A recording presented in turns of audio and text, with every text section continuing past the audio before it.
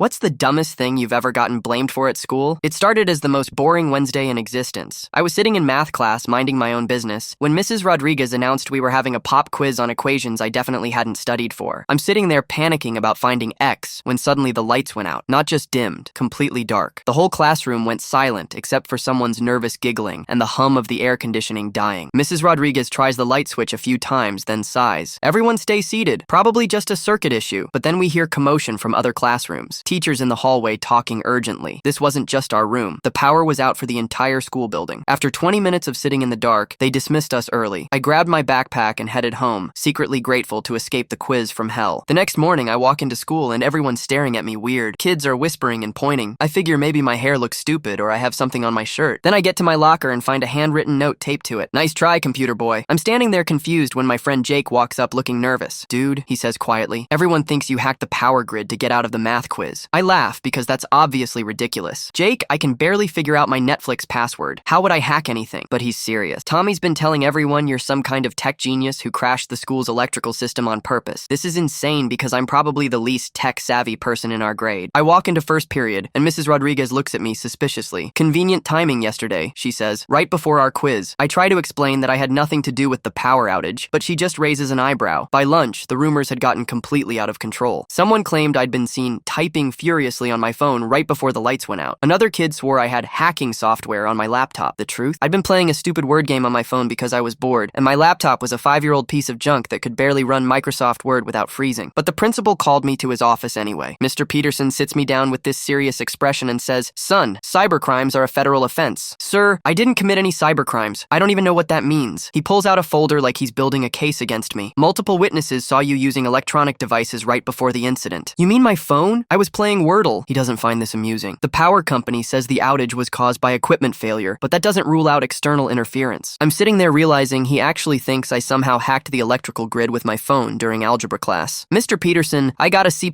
in computer class because I couldn't figure out how to save a PowerPoint. Finally, the maintenance guy comes in and explains that a squirrel had gotten into a transformer outside the school. Literally, a squirrel, not a teenage hacker mastermind. But the damage was done. For the rest of the year, kids called me Neo, like I was some kind of Matrix character. Teachers would jokingly warn me not to crash their computers when I turned in assignments. The math quiz got rescheduled for the next day. I failed it spectacularly, which probably proved I wasn't smart enough to hack anything. Sometimes getting blamed for something impossible is worse than getting blamed for something you actually did.